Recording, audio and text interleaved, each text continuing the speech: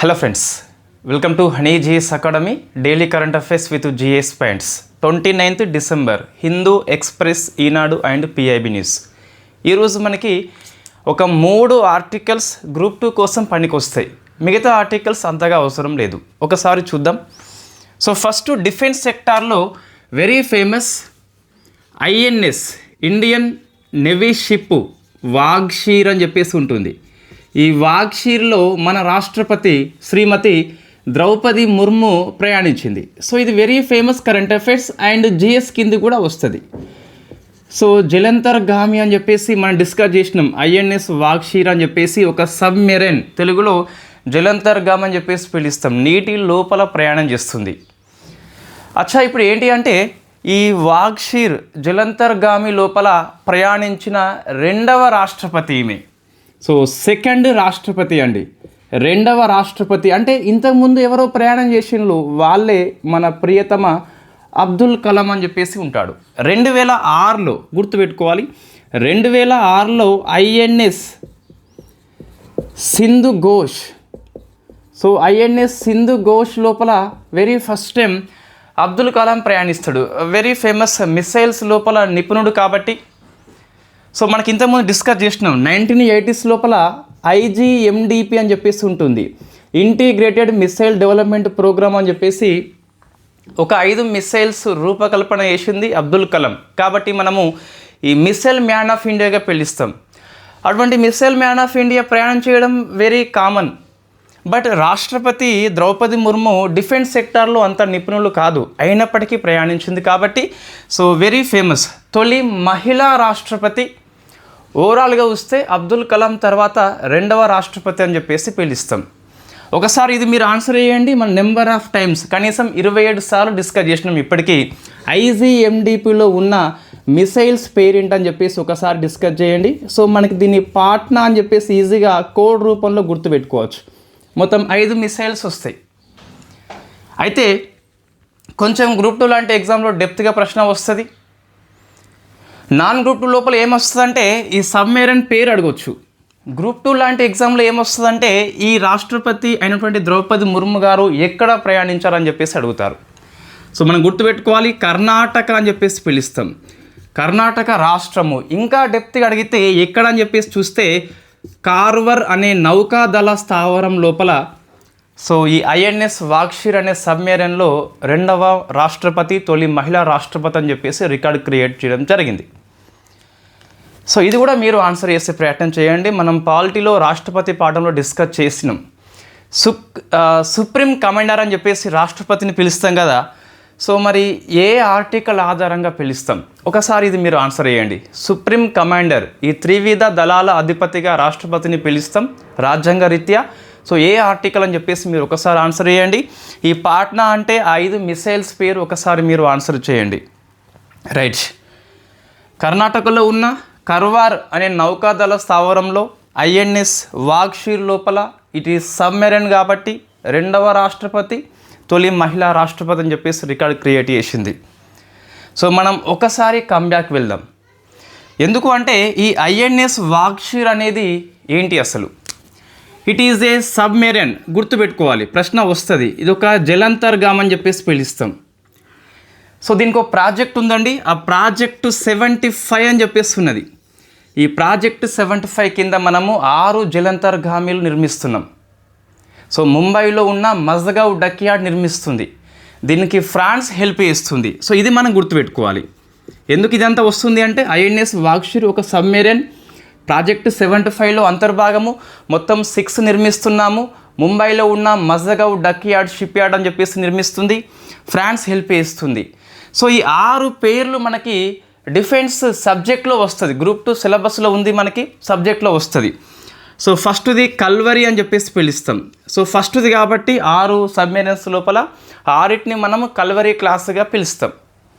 సెకండ్ది కరంజ్ అని చెప్పేసి ఉంటుంది. థర్డ్ది ఖండేరి అని చెప్పేసి ఉంటుంది. ఫోర్త్ది వేలా అని చెప్పేసి, ఫిఫ్త్ది వాగీర్ అని చెప్పేసి, 6th వాగ్షీర్ అని చెప్పేసి ఉంటుంది. అంటే మొత్తం మీద మనకు 6 పేర్లు గుర్తుపెట్టుకోవాలన్నా అంటే అవుననే చెప్పాలి. Yes, big yes. Why? Because it's a part of the syllabus. మనం ఇటీవల దీన్ని ఇంకొంచెం డెవలప్మెంట్ చేసుకుంటూ ప్రాజెక్టు 75I అని చెప్పేసి తీసుకొచ్చినాం. దీనికి జర్మనీ హెల్ప్ చేస్తుంది. 75 ఉండంగానే 75I ఎందుకని చెప్పేసి అడిగితే, ఈ సబ్మెరైన్ కేవలము 2 days మాత్రమే ఉంటుంది, 48 hours మాత్రం లోపల ఉంటుంది, మళ్ళీ ఇంధనం కోసం పైకి రావాల్సిందే. ఇవి diesel electric class submarines.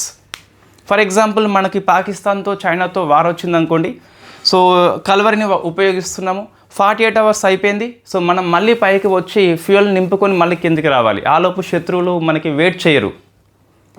So ఇంకా మనకు నైతిక విలువలు లేని పాకిస్తాన్ అసలుకే వెయిట్ చేయదు. సో కాబట్టి ఈ లోపాలు సరి చేసుకుంటూ 75I అని చెప్పేసి జర్మనీ హెల్ప్ చేస్తుంది. ఈ సబ్మెరైన్స్ కూడా 6 ఉంటాయి. ఆ 6 కూడా మనకి ఎయిర్ ప్రొపల్షన్ అని చెప్పేసి ఉంటుంది. ఇన్ఫ్యాక్ట్ అక్కడ చూస్తే 2 weeks వరకు లోపల ఉండొచ్చు, 2 వారాల వరకు ఉండొచ్చు. 2 వారాలు మనకి చాలా ఎక్కువ, పాకిస్తాన్ని మొత్తం సర్వనాశనం చేయవచ్చు నామరూపాలు లేకుండా. సో 2 weeks వచ్చేసి చాలా ఎక్కువ టైం మనకి. అది మన సైన్యం యొక్క శక్తికి చూస్తే, వాళ్ళ శక్తికి చూస్తే చాలా ఎక్కువ టైం మనకి. 48 hours సరిపోతుంది, బట్ ఇంకా టెక్నాలజీ అవసరం కాబట్టి 75Iని మనం నిర్మాణ దశలో ఉంది, ఇంకా వాటి పేర్లు ఇంకా లేదు మనకి. సో ఇది లింక్డ్ GS పాయింట్స్ అండి. అచ్చా, ఇంకోటి చూస్తే మనకి ఏం గుర్తుకు రావాలి అంటే, ఇప్పుడు వాక్షీర్ అంటే ఇదంతా గుర్తుకు రావాలి. మరి కర్ణాటకలోని కర్వార్ చూస్తే ఏం గుర్తుకు రావాలి? ఇట్ ఈజ్ ఆల్సో GS మనకి. ఏంటి అంటే ప్రపంచంలోనే అతిపెద్ద నౌకాదళ మౌలిక సదుపాయాల యొక్క స్థావరంగా మనము ఈ కర్ణాటకలో ఉన్న కర్వార్ని డెవలప్మెంట్ చేస్తున్నాం. దానికో పేరు పెట్టిన మనం, అదే ప్రాజెక్టు సీబర్డ్గా పిలుస్తాం. ప్రాజెక్టు సీబర్డ్గా పిలుస్తాం. వాక్షీర్ ప్రాజెక్టు 75, కర్ణాటకలో ఉన్న కర్వార్ ప్రపంచంలోని అతిపెద్ద ఈ నౌకాదళ మౌలిక సదుపాయాల సంస్థగా డెవలప్మెంట్ చేస్తున్నాం ప్రాజెక్టు సీబర్డ్లో భాగంగా. ఇవి 2 కూడా GS పాయింట్స్. ఇది current affairs, it is also GS points మనకి. Second defence current affairs. So ఫస్ట్ది మనకు అయిపోయింది. సెకండ్ చూస్తే పినాకా ఈరోజు పేపర్లో December 30 పేపర్లో వచ్చింది, బట్ మనకి PIB న్యూస్లో చూస్తే 29th నైట్ అప్డేట్ అయింది. సో పినాకా మనము ఈ ఒడిషాలో ఉన్న చాందీపూర్ మిసైల్ని ప్రయోగించినామంటే ఒడిషా నుంచే మనం ప్రయోగిస్తాం. కొన్నిసార్లు రాజస్థాన్లో ఉన్న ఫొక్రా నుంచి కొన్నిసార్లు ప్రయోగిస్తాం. మోస్ట్ ఆఫ్ ది టైం మనకి ఒడిషాలో ఉన్న సో చాందీపూర్లోని ఇంటిగ్రేటెడ్ టెస్ట్ రేంజ్ ITR నుంచి మనం ప్రయోగించుకున్నాం. సో పినాకా అని చెప్పేసి ఇది మల్టీ బ్యారెల్ రాకెట్ లాంచర్ అండి. అయితే ఈసారి మనకు పినాకాలో ఇంతకుముందు Mark 1 అని చెప్పేసి ఉండే, అది 40 km పరిధి ఎంతో ఉంటుంది. Mark 2 అని చెప్పేసి ఉండే, ఇది కొంచెం అడ్వాన్స్డ్ టెక్నాలజీ. ఇప్పుడు మాత్రము సో Mark 3 అని చెప్పేసి ప్రయోగించుకున్నాం. Mark 3 ఇది PIBలో కూడా లేదండి మనకి, DRDO వెబ్సైట్లో ఉంది మనకు. సో Mark 3 అని చెప్పేసి ప్రయోగించినాం. అయితే దీని రేంజ్ ఎంత అంటే 120 km అండి. ఈ రాకెట్ యొక్క రేంజ్ చూస్తే మనకి 120 km ఉన్నది. అయితే ఈ Mark 1, Mark 2 అనేది ఏవైతే ఉన్నాయో ఇవి అన్గైడెడ్ మిసైల్ రాకెట్స్. ఇవి అంటే మనం గైడ్ చేయలేకపోతాం. Mark 3 మాత్రం ఇట్ ఈస్ అడ్వాన్స్డ్ అండి, అంటే గైడ్ చేస్తాం మనము. సో మన అపోజిషన్ యొక్క రాకెట్ ఏదైతే పోతుందో దానికి అనుగుణంగా ఇది గైడ్ చేస్తూ పోతుంది.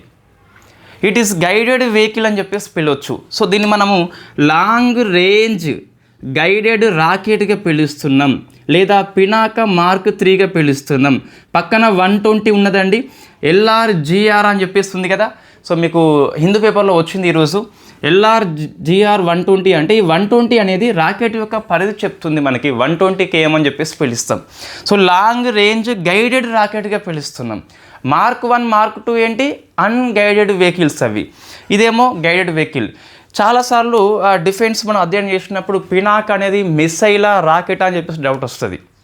It is rocket, yes. It is missile, yes. Why? Because మనము పినాక్ అనే వెహికల్ నుంచి మనము మల్టిపుల్ రాకెట్స్ లాంచ్ చేస్తాం. సో అది రాకెట్గా మనం తీసుకోవచ్చు. ఇది ఇంకొక దాన్ని మిసైల్స్ని ధ్వంసం చేస్తుంది కాబట్టి మిసైల్ కూడా తీసుకోవచ్చు. సో మిసైలా రాకెట్ అంటే 2 కరెక్టే మనకి. సో ఇక్కడ మీరు ఏం గుర్తుపెట్టుకోవాలి, Mark 3 అనేది Mark 1, 2 కంటే ఏ విధంగా విభిన్నంగా ఉంది అంటే 120 km పరిధి ఉంది, దాంతోపాటు మనం గైడ్ చేయగలుగుతాము. సో ఇది తొలి పరీక్ష అండి. ఈ పినాకాలో Mark 3 వెర్షన్లో తొలి పరీక్ష కాబట్టి గుర్తుపెట్టుకోవాలి. ఇవి రెండు డిఫెన్స్ కరెంట్ అఫైర్స్ మనకి గ్రూప్ 2 వాళ్ళైతే 26 ఇయర్లో కూడా గుర్తుపెట్టుకోవాలి. నేను చాలాసార్లు చెప్పి ఉన్నా, డిఫెన్స్ కరెంట్ అఫైర్స్ ఒక ఇయర్లో 24 ఇయర్ వీడియో ఉన్నది, దాదాపు 3 అవర్స్ ఉంటుంది కదా. ఆ వీడియో కనుక చూస్తే మీరు ఏ ఇయర్లో ఎగ్జామ్ రాసినప్పటికీ, ఈవెన్ మీ చిల్డ్రన్స్ రాసినప్పటికీ ఆ వీడియో పనికొస్తుంది. So next science and technology లోపల ఒక సూపర్ కంప్యూటర్ వార్తల్లో ఉన్నదండి, అదే పరం రుద్ర అని చెప్పేసి పిలుస్తాం. సో పరం రుద్ర అని చెప్పేసి మీకు వార్తల్లో ఉంది. సో మీకు ఎలా ప్రశ్న వస్తుందంటే, ఇటీవల వార్తల్లో కనిపించిన పరం రుద్ర అనేది ఏంది? ఒక సూపర్ కంప్యూటర్, ఒక రాకెట్, ఒక మైక్రో ప్రాసెసర్, ఒక సెమీ కండక్టర్, అట్లా వస్తుంది క్వశ్చన్. సో ఇది ఒక సూపర్ కంప్యూటర్ అండి. దీన్ని ఐఐటి పాట్నా రూపొందించింది. సో ఐఐటి పాట్నా రూపొందించింది అంటే బీహార్ లోపల ఇది ఫస్ట్ సూపర్ కంప్యూటర్ అని చెప్పేసి మన పిఎం మోడీ గారు స్టార్ట్ చేసిండు దీన్ని. సో ఐఐటి పాట్నా రూపకర్త పరం రుద్ర. అయితే మనకి లాస్ట్ ఇయర్ కరెంట్ అఫైర్స్ చూస్తే 24 ఇయర్లో మనం డిస్కస్ చేసినాం ఒకసారి. పరం రుద్ర అనేది ఇది వెరీ ఫస్ట్ టైం ఏం కాదు. వాస్తవంగా నేషనల్ కంప్యూటింగ్ మిషన్ ఎన్సిఎం అనే ప్రాజెక్ట్ కింద నెంబర్ ఆఫ్ పరం రుద్రాలు డెవలప్మెంట్ చేస్తున్నారు. ఇంతకుముందు ముంబై అని చెప్పేసి పూణే, ముంబై కాదు, సో పూణే, ఢిల్లీ, కోల్కత్తాలో పిఎం మోడీ స్టార్ట్ చేసిండు. నేషనల్ కంప్యూటింగ్ మిషన్ కింద సూపర్ కంప్యూటర్స్ని పరం రుద్ర అనే పేరుతో పూణే, ఢిల్లీ, కోల్కత్తాలో పిఎం మోడీ స్టార్ట్ చేసిండు. ఇది 4th అండి. అయితే బీహార్లో చూస్తే వెరీ ఫస్ట్ టైం అని చెప్పేసి పిలుస్తాం. కన్ఫ్యూజ్ కావద్దు, పరం రుద్ర వెరీ ఫస్ట్ టైం ఏం కాదు, బీహార్లో మాత్రం వెరీ ఫస్ట్ టైం, అది గుర్తుపెట్టుకోవాలి. అప్పుడు మోడే, ఇప్పుడు మోడే, అక్కడ మారలేదు మనకి. సో ఆ ప్రాజెక్ట్ పేరు అవసరం అండి, నేషనల్ కంప్యూటింగ్ మిషన్ అని చెప్పేసి చాలా వరకు పరం రుద్ర పేరుతోని డిఫరెంట్ ఐఐటీస్ రూపొందిస్తున్నాయి, అది మనం గుర్తుపెట్టుకోవాలి. సో నెక్స్ట్ పర్యావరణ అంశాలు 2 మనకి వార్తల్లో ఉన్నాయి. ఒకటి జనవరి 21కి సుప్రీంకోర్టు కేసు వాయిదా వేసింది, అప్పుడు మనం డిస్కస్ చేయవచ్చు. బట్ బ్రీఫ్గా చూస్తే ఈ అరవాలి కొండలు ఏవైతే ఉన్నాయో, సో అరవాలి కొండలు ప్లస్ అరవాలి పర్వతాలు, హిల్స్ అండ్ రేంజెస్ 2 కూడా మనకి సుప్రీంకోర్టు స్టే విధించింది. దేని మీద అంటే there is a definition, what is the Aravalli hills, what is the Aravalli ranges.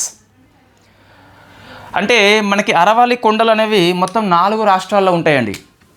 ముఖ్యంగా రాజస్థాన్, గుజరాత్,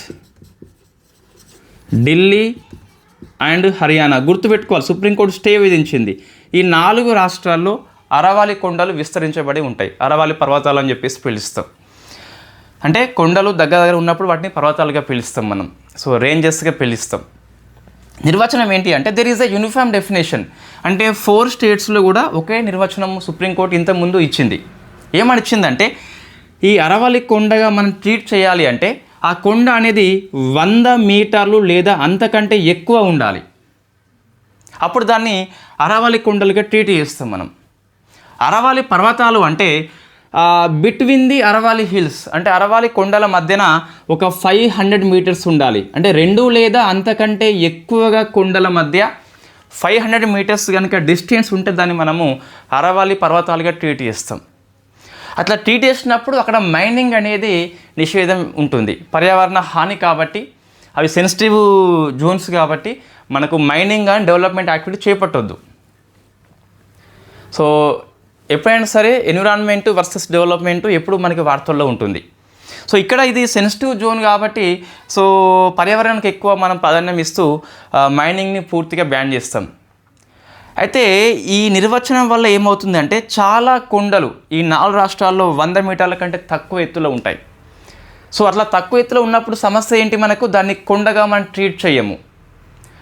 500 మీటర్స్ అనేది ఏదైతే ఉంటుందో అది చాలా ఎక్కువ పరిధి, అంత పరిధిలో ఇక్కడ మనకు లేవు. సో అప్పుడు మనము దీన్ని పర్వతాల ట్రీట్ చేయము. సో అప్పుడు నువ్వు యథేచ్ఛగా మైనింగ్ చేయవచ్చు, డెవలప్మెంట్ యాక్టివిటీ అంటే పరిశ్రమలు లాంటి ఏర్పాటు చేసుకోవచ్చు.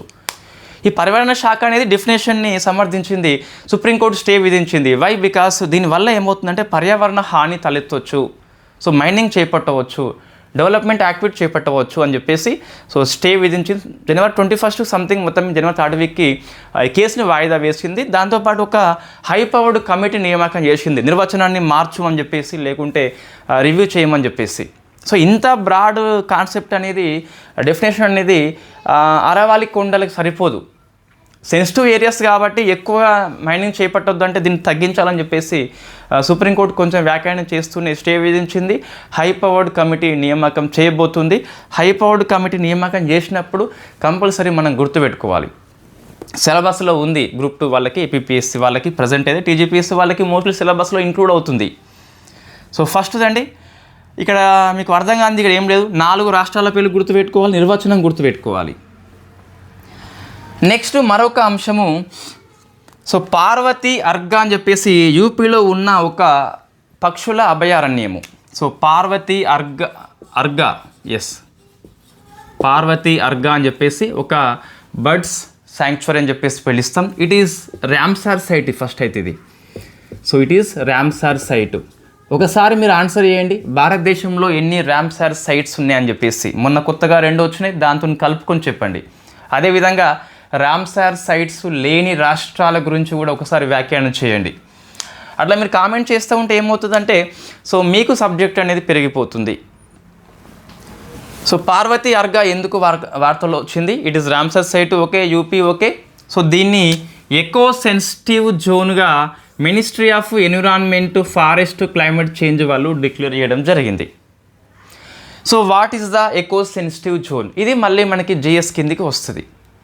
అంటే ఈ కొన్ని రక్షిత ప్రాంతాలు ఏవైతే ఉంటాయో, వైల్డ్ లైఫ్ శాంక్చురీ కావచ్చు, బర్డ్స్ శాంక్చురీ కావచ్చు, జాతీయ పార్కులు కావచ్చు, టైగర్ రిజర్వ్ కావచ్చు, వీటన్నిటిని మనము ప్రొటెక్టెడ్ ఏరియాస్గా పిలుస్తాం. ఆ ఏరియా యొక్క పరిధి ఎంతైతే ఉంటుందో, సో ఈ పరిధి చుట్టూ ఒక 10 km వరకు, సో 10 km వరకు ఎటువంటి మైనింగ్ లాంటి, డెవలప్మెంట్ యాక్టివిటీ లాంటివి చేపట్టొద్దు. వై? బికాస్ అవి ప్రొటెక్టెడ్ ఏరియా కాబట్టి వాటికి ఇబ్బంది అవుతుంది. మనిషి కనుక వాటికి ప్రవేశిస్తే వాటిని నాశనం చేస్తాడు. సో టెక్సాస్ అనే రాష్ట్రంలో ఉన్న అడవులు ఉంటాయి మనకి అమెరికా లోపల. ఒక అద్దం కనిపిస్తుంది, అద్దం ముంగడ కొన్ని వాక్యాలు ఉంటాయి. మీరు చూస్తున్న ఈ క్రూర జంతువు ఒకటే పర్యావరణానికి హాని చేస్తుందని చెప్పేసి, ఆ జంతువు ఎవరంటే మనమని చెప్పేసి చెప్పొచ్చు. కాబట్టి సో ఇటువంటి రక్షిత ప్రాంతాలను రక్షించాలంటే ఇంత సామర్థ్యము 10 km పరిధి వరకు ఎటువంటి డెవలప్మెంట్ ఉండదని చెప్పేసి దాన్ని సెన్సిటివ్ జోన్గా ప్రకటిస్తాం మనం. అయితే 10 km అని చెప్పేసి ఇట్ ఈస్ యూనిఫామా? కాదు, రాష్ట్రాల నుంచి రాష్ట్రాలకి మారుతుంది, రాష్ట్రాల ఇష్టం. సుప్రీంకోర్టు తీర్పు ప్రకారం మాత్రం సుమారుగా 1 km అయితే కంపల్సరీ మనం ఫాలో కావాల్సిందే.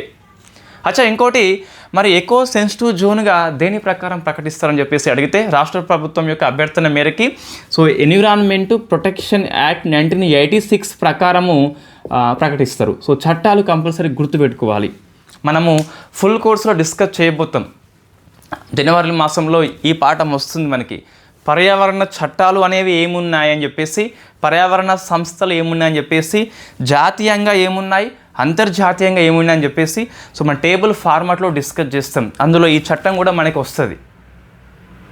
సో కొన్నిసార్లు క్వశ్చన్ డెప్త్గా వస్తుందండి. ఏ అయితే ఇంటర్నేషనల్ యాక్ట్ ఉందో దానికి అనుగుణంగా మనం కొన్ని చట్టాలు తీసుకొస్తాం. సో ప్రశ్న ఎలా వస్తుంది, ఒక మన చట్టం ఇస్తాడు, అందులో ఆప్షన్ లోపల ఇది ఈ ఇంటర్నేషనల్ యాక్ట్కి అనుగుణంగా చేయబడింది అని చెప్పేసి ప్రశ్న వస్తుంది. ఇట్ ఈస్ కరెక్ట్ అని చెప్పేసి మనం చెప్పవచ్చు. మోస్ట్లీ అట్లా ఉన్నప్పుడు అది కరెక్ట్గా మనం తీసుకోవచ్చు. సో మరి ఈ ఎకో సెన్సిటివ్ జోన్ ఎందుకు ప్రకటిస్తామంటే, ఈ రక్షిత ప్రాంతాల యొక్క రక్షణ కోసము. మనం బైక్ మీద పోయేటప్పుడు ఇన్ఫ్యాక్ట్ కొన్ని ఇట్లా మనకు ఏంటి ఆ షాక్ అబ్జర్వర్స్ ఉంటాయి బైక్కి. ఎందుకోసం అంటే అది నువ్వు ఇన్ఫ్యాక్ట్ ఇట్లా ఎక్కినప్పుడు ఆ బైక్ హాని కలగకుండా ఇట్లా స్ప్రింగ్ లాగా మనకు పనిచేస్తుంది, బైక్కి ఎటువంటి ఇబ్బంది కలగదు. సో అదేవిధంగా ఈ ఎకో సెన్సిటివ్ జోన్స్ ఏవైతే ఉన్నాయో పర్యావరణానికి, ఆ రక్షిత ప్రాంతానికి షాక్ అబ్జర్వర్స్ మాదిరిగా పనిచేస్తాయి. ఇది యూపీఎస్లో ఎగ్జామ్లో వచ్చిన స్టేట్మెంట్ అండి. It is correct. బైక్ హాని కలగకుండా ఏవైతే రక్షిత ప్రాంతంగా పనిచేస్తుందో, అదేవిధంగా ఈ రక్షిత ప్రాంతానికి ఈ సెన్సిటివ్ జోన్ అనే ఏరియా ఏదైతే ఉందో, ఎకో సెన్సిటివ్ జోన్ ఏరియా ఏదైతే ఉందో దాన్ని షాక్ అబ్జర్వర్గా పనిచేస్తుందని చెప్పేసి పిలుస్తాం. It is correct. నెక్స్ట్ ఏపీలో ఉన్న అంశము 2 డిస్ట్రిక్ట్స్ కొత్తగా వచ్చినాయండి, పోలవరము అండ్ మార్కాపురం అని చెప్పేసి. మొత్తం 28 డిస్ట్రిక్ట్స్ అయిపోయినాయట. జనవరి 1 నుంచి పరిపాలన స్టార్ట్ చేస్తుందట. మిగతా కరెంట్ అఫైర్స్ మొత్తం స్కిప్ చేయండి. సో గ్రూప్ 2 వాళ్ళు ఏపీలో ఉన్న ఇది కాకుండా మిగతా 3 కరెంట్ అఫైర్స్ ఏవైతే ఉన్నాయో, సో ఈ పర్యావరణ అంశాలు 2 ఇంపార్టెంట్. డిఫెన్స్ సెక్టార్లో ఉన్న పినాకా ప్లస్ ఐఎన్ఎస్ వాగ్షీరులో మన రాష్ట్రపతి ప్రయాణం అని చెప్పేసి ఇవి 4 ఆర్టికల్స్ వెరీ ఫేమస్. పరం రుద్ర వచ్చేసి మీరు స్కిప్ చేయవచ్చు, పెద్ద విషయం కాదు. ఇది ఈరోజు కరెంట్ అఫైర్స్ అండి. సో గ్రూప్ 2 కోసం ఇవి బాగా పనికి వస్తాయి. సో మనకి రేపటితోని ఈ ఇయర్ అయిపోతుంది. సో ఈ ఇయర్ ఎలా గడిచినప్పటికీ 26 ఇయర్ అనేది మోస్ట్లీ మనము ఏపీలో అయితే ఎగ్జామ్స్ రాస్తాము, తెలంగాణలో కూడా ఎగ్జామ్స్ రాసే అవకాశాలే ఎక్కువ ఉంటాయి. గ్రూప్ 2 నేను చెప్పేది సరే ఇయర్ ఎండ్లో రాస్తామా మిడిల్ ఆఫ్ ది ఇయర్లో రాస్తామా చెప్పలేం, కానీ మిడిల్ ఆఫ్ ది ఇయర్లో పాసిబిలిటీ ఏం లేదు. కానీ ఆగస్ట్ తర్వాత అయితే మనం ఎగ్జామ్స్ రాయవచ్చు అండి. ఇప్పటి నుంచి తీసుకున్న కనీసం 9 మంత్స్ టైం ఉంది, 8 మంత్స్ టైం ఉన్నది. సో మీరు జూన్ని టార్గెట్ పెట్టుకోండి, 6 మంత్స్ సిలబస్ మొత్తం పూర్తి చేయండి. కరెంట్ అఫైర్స్ జనవరి నుంచి రెగ్యులర్ ఫాలో కాండి. డిసెంబర్లో ఎగ్జామ్స్ ఉన్న 1 ఇయర్ కరెంట్ అఫైర్స్ ఎలాగో వస్తుంది కాబట్టి కంపల్సరీ మనకి 26 ఇయర్ మంచి కీలకమైన ఇయర్గా మారబోతుంది. జస్ట్ ఏం లేదండి, ఎవరితో నువ్వు పోల్చుకోకు, నిన్నటి నీకంటే ఈరోజు నువ్వు ఎంత మెరుగైనవు అది ఒకటి సరిపోతుంది అండి. నిన్న ఎంత సిలబస్ ఉన్నది, ఈరోజు ఎంత సిలబస్ ఉంది, కొంచెమైనా పూర్తి చేసుకుని ఉన్నావా అని చెప్పేసి ఒకసారి క్వశ్చన్ వేసుకోండి, సరిపోతుందండి. సో మనం 25 ఇయర్లో పాలిటీ ఎకనామీ పూర్తి చేసుకుని ఉన్నాము. హిస్టరీ అనేది modern India and medieval India అయిపోయింది, అన్సెంట్ హిస్టరీ ఒకటి ఉన్నది, ఎస్ఎన్టీ కూడా మనకి ఉన్నది. ఇవి 2 మనకి 26 ఇయర్లో త్రైమాసికం లోపల అయిపోతుంది కంపల్సరీ. సో నేను వాస్తవంగా కోర్సు లాంచింగ్ అప్పుడు జనవరి లోపల మనం గ్రూప్ 2 వరకు అని చెప్పేసి వ్యాలిడిటీ చెప్పలేదు. బట్ నేను మిడిల్లో మనకు అర్థమైంది ఈ ఇయర్లో ఎగ్జామ్స్ అసాధ్యం అని చెప్పేసి మనకి మార్చి ఏప్రిల్ టైంలో అర్థమైంది అందరికీ, ఇంకా ఈ ఇయర్లో ఎగ్జామ్స్ రాయమని చెప్పేసి. సో మీ యొక్క ఇది ప్రయోజనం కోసం అని చెప్పేసి అన్ని కోర్సెస్ వ్యాలిడిటీ గ్రూప్ 2 వరకు పెంచుతున్నాం మనం. పాలిటీ ఎకనామీ అనేది ఎక్స్టెండ్ అయింది కదా, మిగతా కోర్సులు ఏమన్నా ఎవరికైనా ఎక్స్టెండ్ కాకుండా నాకు మెసేజ్ చేయండి, నేను వాళ్ళకి ఎక్స్టెండ్ చేస్తాను స్పెషల్ కోడ్ ఇచ్చేసి. అయితే పాలిటీ ఎకనామీ లాంటి వాళ్ళకైతే ఏ కోడ్ అవసరం లేదు. ఎగ్జిస్టింగ్ మెంబర్స్ ఎవరైతే ఉన్నారో, అప్పటి కోర్సులు ఎవరైతే ఉన్నారో వాళ్ళందరికీ కూడా 26 డిసెంబర్ 31 వరకు ఎక్స్టెండ్ అయిపోయింది. ఇంకెవరన్నా ఆ రోజు ఎగ్జిస్టింగ్ లేకుంటే ఆ లోపే మీకు వ్యాలిడిటీ అయిపోయిన వాళ్ళు ఎవరైనా ఉంటే వాళ్ళకి ఇది వర్తించదు. సో వాళ్ళు ఏం చేయాలి, నాకు ఒకసారి మెసేజ్ చేయండి, నేను కంపల్సరీ కోడ్ క్రియేట్ చేసి ఇస్తాను. సో ఇందులో ఎలాంటి అసత్యం లేదు, అబద్ధం లేదు. సో గ్రూప్ 2 వరకు మీ ఎగ్జామ్ ఎప్పుడున్నా సరే మనకి టెక్నికల్గా ఆ వ్యాలిడిటీ 1 ఇయర్ చూపిస్తుంది. ఎప్పుడు ఎగ్జామ్ ఉంటో తెలియదు కాబట్టి 1 ఇయర్ చూపిస్తుంది. 1 ఇయర్లో ఎగ్జామ్స్ జరగకుంటే మళ్ళీ మనం ఎక్స్టెండ్ చేస్తున్నాము, కంపల్సరీ ఎవ్రీ సింగిల్ పర్సన్కి ఎక్స్టెండ్ చేస్తున్నాం. ఎవరైనా ఇంకా ఈ ఎక్స్టెన్షన్ కాకుంటే ఒకసారి నాకు మెసేజ్ చేయండి. సో ఇన్ఫ్యాక్ట్ అప్పుడు మనం దాన్ని ఎక్స్టెండ్ చేసే ప్రయత్నం చేద్దాం, కంపల్సరీ చేద్దాం. అదేవిధంగా 2025 ఇయర్ రౌండ్ అప్ ఏదైతే ఉందో అది మనం యూట్యూబ్లోనే చేస్తాం. సో నేను జనవరి 1st వీక్ తర్వాత సమయం తీసుకొని సో మనం starting subject current affairs discuss చేసి తర్వాత అవార్డ్స్ కమిటీ లాంటి డిస్కస్ చేద్దాము. సో 25 ఇయర్లో జరిగిన అంశాలు అన్నీ ఇక్కడ కవర్ అవుతాయి. 25 ఇయర్లో జరిగే అంశాల కోసం మళ్ళీ వేరే సోర్స్ మీకు అవసరం లేదు, ఇది సరిపోతుందండి. ఇందులో ఉపయోగం ఏంటి అంటే మీ సబ్జెక్ట్ యొక్క అప్డేట్స్ ఏమైనా మారి ఉంటే చాలా పథకాల్లో మార్పులు వచ్చినాయి. మహాత్మా గాంధీ జాతీయ గ్రామీణ ఉపాధి హామీ స్కీమ్ అసలు ఏం లేదు ఇప్పుడు ప్రజెంట్ మీకు. సో అటువంటివి మనకి ఇక్కడ కవర్ అవుతాయండి. ఎకనామీ లోపల చాలా మార్పులు వచ్చినాయి మీకు స్కీమ్స్ లోపల, అవి ఇక్కడ కవర్. ముఖ్యంగా వ్యవసాయ పథకాలు చాలా మార్పులు వచ్చినాయి. సో పాలిటీ సుప్రీంకోర్టు తీర్పుల ద్వారా కొన్ని చట్టాల్లో మార్పులు వచ్చినాయి, అవన్నీ ఇక్కడ మీకు కవర్ అవుతాయి. సో ఇది యూట్యూబ్లో మీకు అందుబాటులో ఉంటుంది. నోట్స్ మాత్రం యాప్లో ఉంటుంది, క్లాసెస్ వచ్చేసి యూట్యూబ్లో ఉంటుంది. జనవరి 1st వీక్ అయిపోయాక మనం స్టార్ట్ చేస్తామండి. Thank you very much.